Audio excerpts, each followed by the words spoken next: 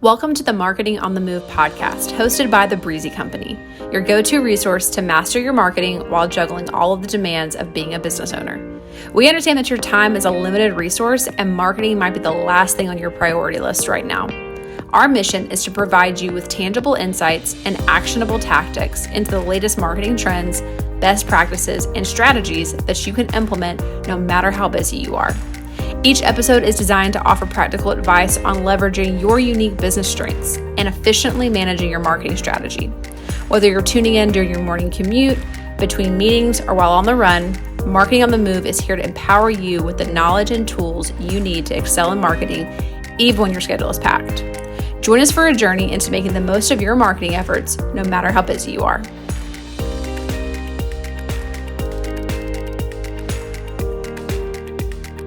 Welcome to the Marketing on the Move podcast by the Breezy Company, your go-to podcast for building a consistent authority and credibility. Today, we're diving into the wonderful world of strategy, a topic that is either overcomplicated or completely overlooked. So joining me, as always, is Savannah Abney, the co-founder and chief content officer. Say hello.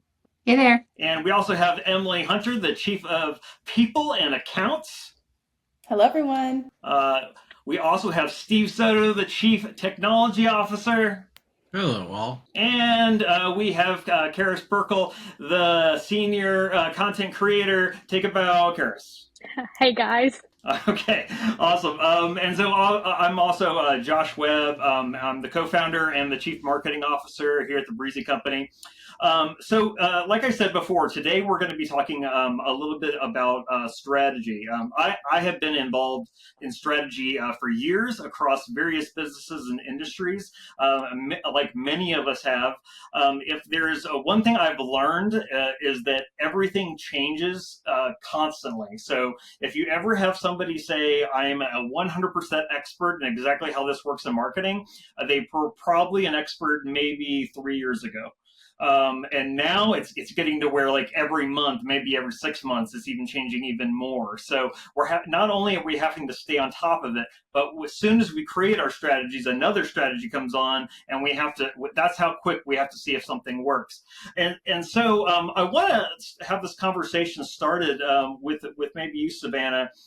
Can you talk a little bit about why it's crucial in content to have a strategy? Well, I think you first have to start with an overall marketing strategy for your company first and foremost. If you don't already have that in place, starting publishing content is not going to get you any of the desired effects, if you will, because it's just going to be all over the place and not align with business goals. So first and foremost, you need to have a comprehensive marketing strategy that is aligned with your business goals, both immediate and long term. And then content should just flow out of that. If you think about marketing as being the title, content is just a subheading. That's sort of how you can think about that. It's just one of the tactics. And essentially, marketing is just a tactic to achieve your business goals. I think a lot of times people think, oh, we need to be doing marketing and sales. Well, yeah, but you're only doing those things to get to where you want to be. And it should be these, main KPIs that you're trying to hit. So having that in place and formalized, that's number one. Number two, then you have a comprehensive content strategy based on those goals. Because from that overall strategy, you can figure out, okay, we really need to focus on brand awareness right now, or credibility, or authority, or whatever the main goal is. Then that will flow into the types of content you create. If you haven't already set up those kind of flagpoles, if you will, those things that are going to be the main things that you're kind of looking towards, and those main targets, then you're going to create content that isn't really getting you to where you want to be. So it all flows from ultimately your business goals and what you're trying to achieve, and these are just tactics to get you there. Yeah, that's a really good point. I think the trick is when you can seem to do that really naturally. It's kind of like when you see somebody that's really good at playing guitar or really good at doing a certain any kind of discipline. It's like, well, it might have taken a lot of strategy, maybe a lot of practice to get there, but they make it look effortless. And so that's what we're trying to do, is have a really good strategy, have a really good brand strategy and social strategy. But when we are actually out there, it doesn't look like we really thought about it much at all. It just seems like things are just flowing. Karis, I'm going to go to you. You ready? Yeah, I'm ready. All right. So my question to you is, what happens as a content creator yourself when there is no strategy in place kind of guiding it? Yeah, well, as Savannah was saying, when you don't have a clear goal or direction for your social content. You're just posting to post and you don't know what you're trying to achieve. So you have nothing that you're working towards. And no really like no standard to hold yourself to either. So when you're posting just to post, you may have a few engaging pieces of content every now and then, but you're not able to fully optimize your social platform in a way that's going to serve your business and your business's goals the best. So I like to compare it whenever you're going in for a job interview. You're not going to go in with no preparation, knowing nothing about the company, nothing about the business, nothing about the role that you're applying for. You're going to do all that prep work so that way you can nail that interview to the best of your abilities. It's the same way with social content. When you don't know who you're talking to, you don't know what you want the viewer to like take action to do, what you want them to achieve, you're not going to be well prepared to create any content off of that. So when you're making content without a goal or any type of direction, you're really just posting randomly and you're not able to accomplish any specific purpose. Yep. I'm curious to hear your perspective too on what it actually does to the client, and maybe even the creator. Like how hard is it to create social content when you don't have a strategy? Yeah, well, when you don't have a strategy, you have no direction. So you could be posting content that has maybe it may be slightly related to the company, but it's not encompassing its full picture or the intended purpose. So when you don't have any clear direction, you're just kind of aimlessly wandering across the internet and not actually targeting the specific person you want, which makes it hard to know what type of posts best engage with the audience, what type of messaging you want to convey, and then what type of social content, whether that's a reel, a long form video, a social post, a carousel. You don't know which one of those will effectively achieve what you're wanting it to. Yeah. Maybe you can speak to this too, Steve. I what I have found over the years is that it doesn't really matter how smart the person is or really how big the company is. Um, if they only have the strategy kind of in their head, maybe it's not even the strategy. It's kind of just like, well, this is kind of what I want. And this is kind of what I want. And this it's almost impossible to please them or kind of figure it out. You end up having to kind of pull it out of them and have an official strategy.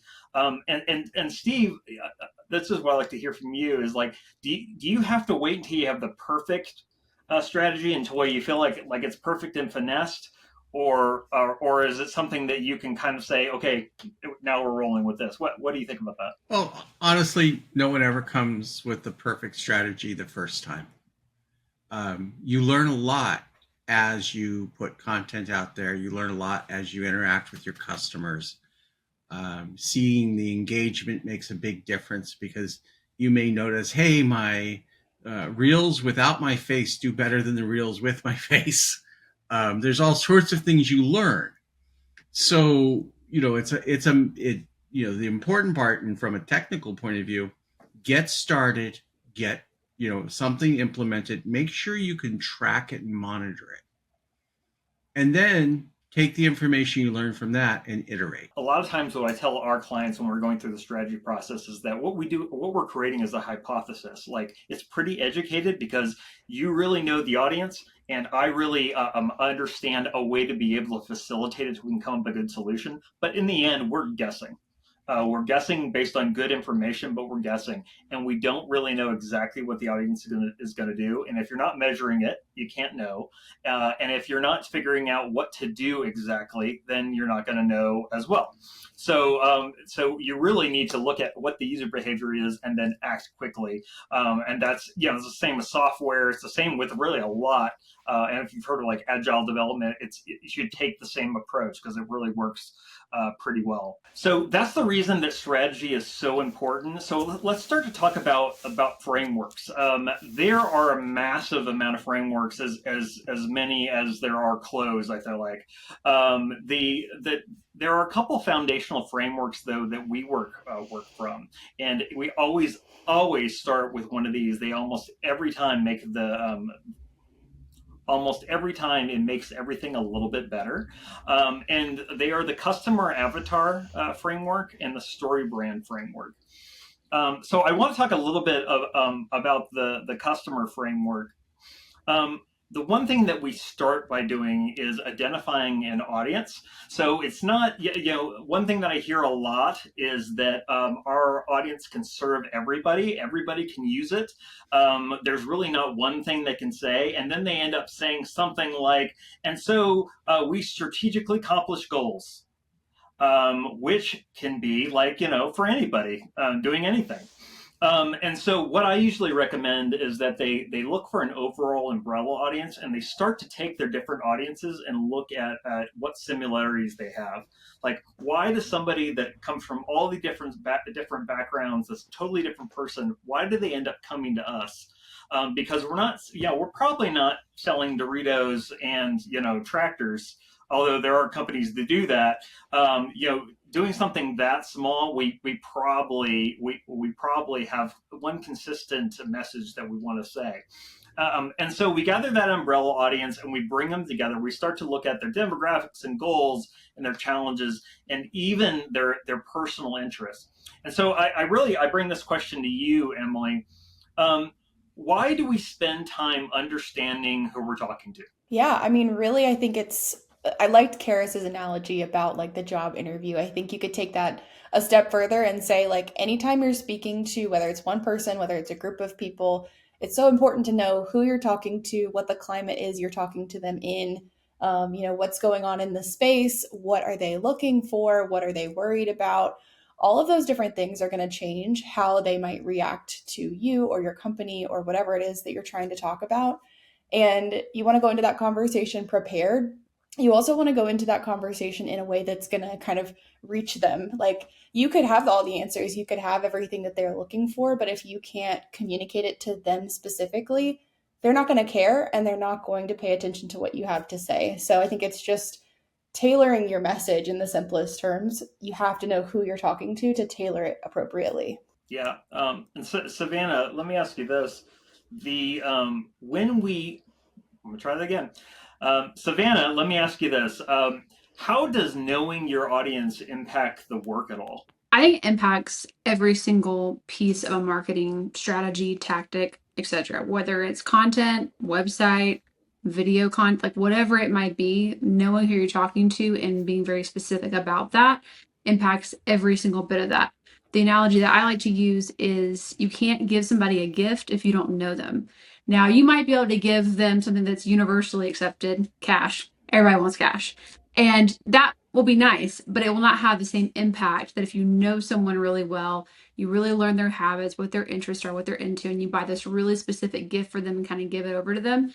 That has way more impact. That's the difference between having these like general, we kind of know who we're talking to versus having really specific customer avatars. And it affects every single part. I'll just go with content because that's kind of my lane. It impacts what social media platforms you choose to be on. It impacts what trends you jump on. It impacts how you speak to the audience. It impacts the way you deliver content in various forms. Like, it literally does impact every single decision that you make. So if you don't have this very clearly outlined, it's not that you can't produce content, and people do.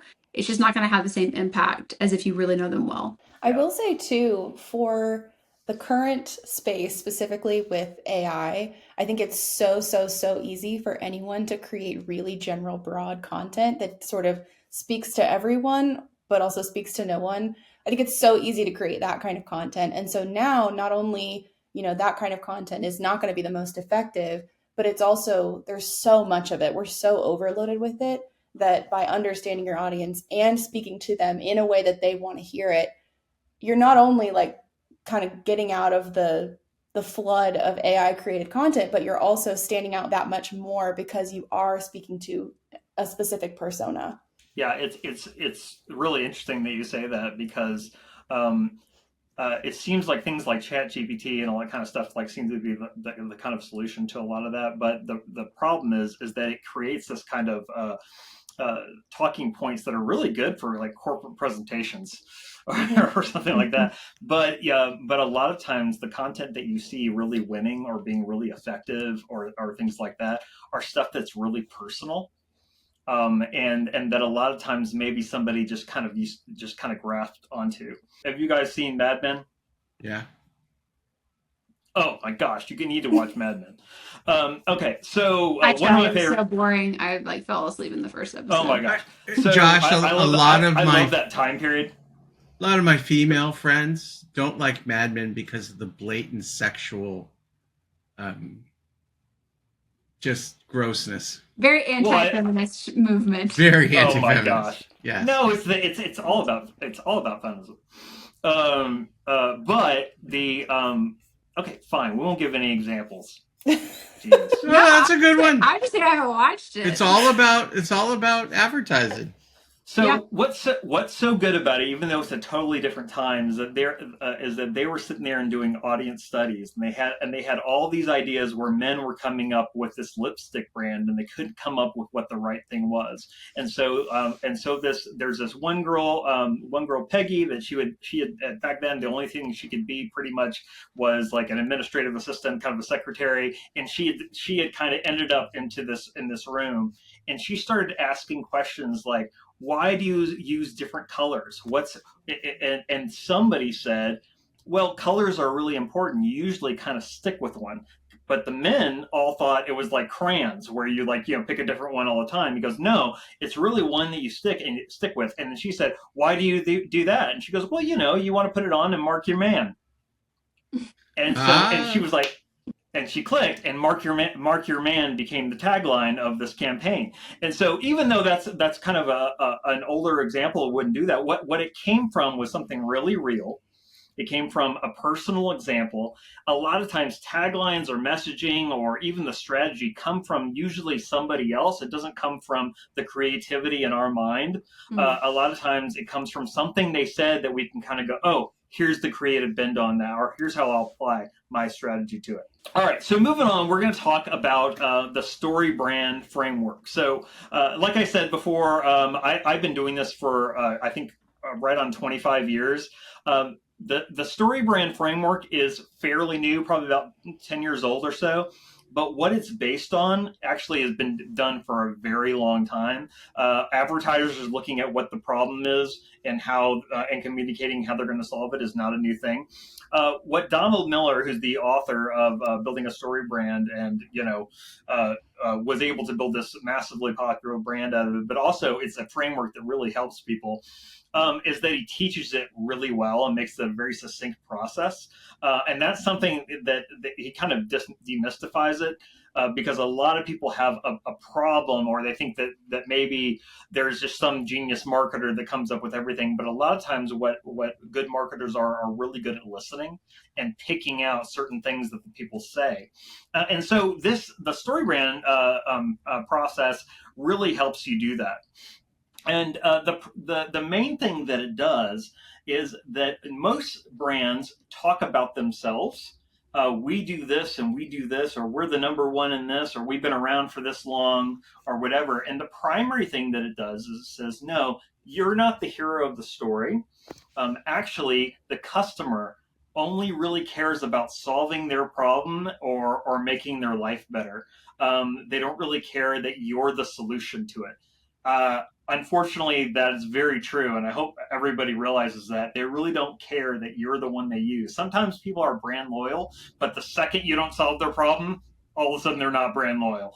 And so with you're going to actually take a different role than what you normally would. They're the hero solving a problem that's keeping them from achieving their goals, and you're going to come in as the guide that's going to bring them through some kind of process that's going to solve those problems and therefore achieve the goal. And so when we have clients that go through a process like this, not only do we end up coming with great messaging, sometimes we'll even come with a full campaign that can communicate the idea, and it sort of just falls out of it.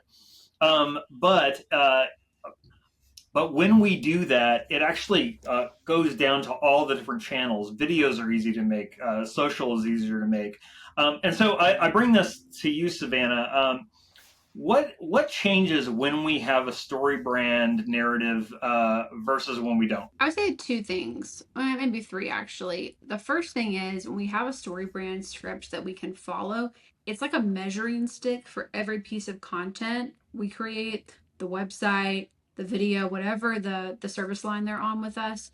It's a way for us to go back and look and go, okay, did we actually talk about the problem and did we actually present a solution according to that script every single time?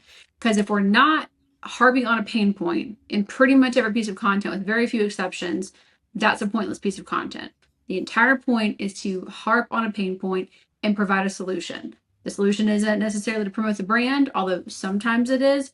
Most of the time, it's to lead them to something that provides value that's going to solve their problem. So that kind of helps us be able to measure it against that script and be able to determine if we're actually doing that. The second piece is when we have really clear brand scripts, we can actually build specific content pillars from those scripts. So we'll actually have specific pillars that are like the problem pillar. And we will actually use quotes. Like one part of story brand is you'll actually come up with a quote that the customer avatar says all the time. I'm always struggling with this. I never have time for this. We will actually use those quotes and content and we'll actually use them as a way to attract that audience and then talk about solutions. And then the third piece too, it just keeps all the messaging on brand and it keeps everything flowing in the way that it should. A lot of times, if you don't have it's not even just about a brand guide or a tone guide or these sorts of things, but having your actual messaging of how you're talking and trying to target these different customer avatars, having that clearly documented, make sure that all the messaging in every other digital space, your website, your social, your blog, etc., is all in alignment too. Yeah, absolutely. So the way that the actual process goes is that you define a character, right? So we talked about finding the umbrella audience, or we talked about the specific audience. This is the same thing as who that character is, and so primarily they want something, and a lot of times we come up with the goals and things like that, and those were notes. The difference is that this ends up being real language. It's the kind of stuff we would actually use on a website or we'd actually use on an ad. And so you'd say like, okay, so what is it that they're after, right? And then you go into, but they have a problem, and the problem is that and I have hardly ever come up with a problem that's just a single problem. It's usually like, and the problem is they have all these problems, like this and this and this and this and this and this, and it's making them feel a certain way. And so all of those things, when you break them apart, they end up becoming blog posts and articles and videos and interviews and all these kind of things that you can break up to them. And then we start bringing over to you're a guide, and we start looking at what is the empathy? What's the reason that you actually want to solve this problem? We know that you're a business and you make money, but you usually care. And what's the reason why you care? And a lot of times it's because they had been through something personally or known tons of people that did something personally. And then they give them a plan. This usually ends up being kind of the easiest thing. We work like this. But sometimes I've entered into an organization that goes, oh my gosh, we do so many different things. The plan's huge. And in that case, we go, okay, well, what is it like being a customer with you? And let's break it up into big categories. And the fact that I've done this with Johnson & Johnson, and we've done this with, I used to work with IBM, and we used to work with Universal Studios. We've done some big organizations. And if that is the case, if they can dumb it down to something like that, then so can you. But what I will say is that it does tend to work a little easier when you're a smaller company, or maybe even a department, or maybe just a product. And then we move on to the call to action. Don't forget to, tell them to buy, tell them how they can do business with you. So that's kind of how the system works. So Karis, let me ask you a question. When you're doing an overall strategy, you're looking at the overall thing, maybe you're doing an onboarding for a client. When we're able to say, oh, and by the way, here is the strategy. They went through the personas, they went through the story brand, and then we broke them all out into content pillars, and somebody hands you that. What does that allow for you to do? One, I think it sets me up for success. If that's not handed over to me, then I'm doing a lot of research on my own to try to answer those questions without directly communicating one-on-one with the client in this strategic way. Obviously, we'll still ask questions, we'll still contact them, but when it's outlined in that specific detail, it it maps a clear path and a clear direction for me when I'm first starting off with a client, first getting to know them. A lot of my questions are already answered, and I have a clear understanding of who their brand is, what they're wanting to accomplish, and then I can create better content from the get rather than spending the first few weeks to get to understand their brand really comprehensively. So one thing that Emily does at looking over as the chief people officer, basically she's looking over your work and saying, okay, is this actually what we said? What's really cool is to be able to take that back to the strategy. Emily, how do you make sure that somebody like Harris is actually keeping on strategy over time? Yeah, so I think one thing that we do regularly is for any content creators that have a strategy from you that you've worked on with a client that we're able to make sure they're in alignment is to regularly typically in their one-on-ones, so about every quarter I meet with each content creator and we look at each client and just see how things are going, assess how we're doing in terms of quality, in terms of engagement. We look at analytics. One of the things that we look at is that strategy. We go back to the strategy. We say, these are the goals. These are the questions that this person, the audience member might have. This is, I don't know, the concerns they have, all of that. We'll go look at those and sort of refresh together and then take that and apply it to the content and say kind of as a whole. So I always like to use Instagram as my kind of snapshot of how a client is doing. It's really easy visually to see everything and it's really easy to kind of get a good picture at a glance. So I will typically go look at their Instagram feed and I will say, does this match what I'm seeing here in terms of visuals? Does this feel like something that person would be interested in? Does this feel engaging to this type of person, to this, how tech savvy are they? All the different things. Like, does this appeal to them, first of all? And then is it content that is actually going to provide value to this person that we just went and refreshed? So I think it's just regularly having those conversations because that's easy kind of get to veer off and get outside of what your goal strategy is. I think it gives you some really healthy parameters, and just continuing to go back to it and refresh has been really helpful. Yeah, what I think is really interesting about being able to look at a grid like what you're talking about too is you can look at the individual ones, but I also like the fact that you can kind of zoom out and look at the kind of the whole thing and go, Yep. does this make me feel the way we're trying to make them feel? Yeah. Or does it show that we have empathy for the way we think they feel? And then if you get comments and things like that and people are sharing this way, you'll start to see if your theory was correct. You'll start to see if they're saying like, oh yeah, I feel it all the time, or of like, oh, and they start sharing it, like a real good video. Me and my wife just share back and forth, and so when you have those kind of things, a lot of times that's because it struck a chord with somebody. Steve, let's talk about the sites just for a second. So having a story really helps the social media. You and I have had a lot of experience on what it's like to work with a site without a story brand and what it's like to work with a site with story brand. What's the difference between the two? It's funny. Emily and I were reviewing a site a few weeks ago, and we both had the same question. What do these people do? Like, you literally went out to the website. They had lots of pages, and I'm not even going to call it content. They had lots of pages, and those pages had words and pictures on them. But it was almost like you had to read it like academic text to understand what it is that they thought they were going to do for you. There was no clear message up front. It was like a map, and you had to read all the steps, or a recipe. And then there was no call to actions. In fact, it was even hard to figure out how to have a meeting with them. So, when you flip that and you have a story brand framework in place, and you know who the customers are, and you know the message, and you know what the call to actions are, you can rearrange oftentimes a lot of the good content they already have with a more visually appealing, and when I say appealing, I mean less distracting layout, and get customers down a path immediately. Oh, this is a consulting firm. Yes, they do construction consulting.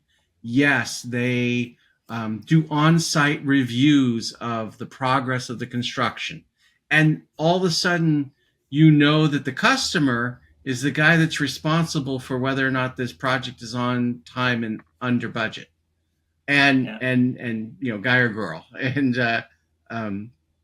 it's without that, you end up with like this blob of info, and people don't know what to do with it. And for better or for worse, we live in a time in which if you don't get to the point, they're off to the next thing.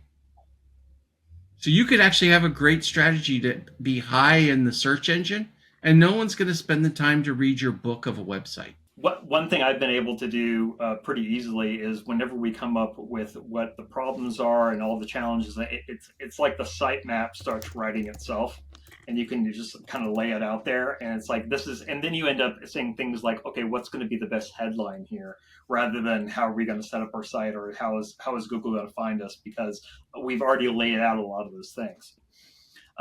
And so those are the two that we start with. There are only two that go into our tool belt at the very beginning. They're kind of like the base standard ones. Obviously, we work with it without those things, but a lot of times we end up doing it over time and a little bit more. A little bit harder to work with the client over time while we're also creating things, versus when you have a unique focused way on it. So the one thing that I want to make sure that I get across is that when you're doing these, yes, you should start with umbrella messaging, but you should start looking at, okay, and now let's break up all of my different persona types and all of my different customers. Because somebody is going to think very differently. It really is going to be very different to speak with an older retired gentleman rather than a young African American girl. Like they're just totally different people, even though they're both Americans. So it's like so you should really be doing the research on what those people are. It's also comes down to a lot of to budget. I've been in a lot of focus groups. And they are very helpful. A lot of times it is the loudest person in the room wins. But there are clever things you can do with surveys and all this kind of stuff. But when it comes down to it, it's really going to be experimenting whether your thing works, whether sales go up when you did it. And so what I try to do, especially with our clients that are more small to mid businesses, is that I say, okay, your salespeople or you have talked to a ton of these people. You've sold to a ton of these people. You've probably also had occasional happy ones and occasional mad ones. What were the difference between them? What are some things they said? Those are the times you can really get down. So when you're looking at who should be in these meetings, you don't want to have 12 people that just say everything that comes to their head. But you do want to have decision makers, and you do want to have people that have direct access to the client, because they're going to have different things to say. If you don't have a decision maker, you're going to come up with a bunch of things, and then you're going to show it to them, and they said, "Who wrote this crap?" But if you have the decision maker, and it came out of their mouth, but you have a salesperson like I had the other day that said, when I talked to this person, I've talked to 12 people that said this. Okay, well, that's an insight. Yeah. We got to hold on to that one. And so those are the first two that we taught that we really hit. There's another one that we're going to be covering. This is a series that we're going to be talking a little bit more about the different things we go through. But the next one is the customer journey framework, and we're going to go through that in the next episode. So remember, if you have a specific story, you can always repurpose it in multiple formats. You can break it up almost like a spoke of a wheel. And so please don't think this is just one big elaborate strategy that you can just use like on the homepage of your website. This really makes a very significant difference. And we won't even get into this, but it can make a difference inside of your internal culture. It just depends on how big of a difference you want to make. And so I would encourage you to go to thebreezycompany.co/strategy to understand the different frameworks that we work through. And then we also have a free downloadable that is actually all of these frameworks that you can use on your own. They might take more explaining, but we try to do our best to help you understand what and how we use them. And so, just if you want to get an idea of how we work, they're a great resource to look at. So thank you so much, everybody, for coming to the episode and give us your thoughts. Thanks for everybody for listening. If you want to know more, go to thebreezycompany.co, and we're all on all the social channels, so you should be able to check those things out too. Thanks a lot, everybody. See ya. Thanks for tuning in to this episode of Marketing on the Move. If you're looking for more ways to improve your marketing and build a scalable system to help your business grow, check out thebreezycompany.co or any of the resources linked in today's show notes.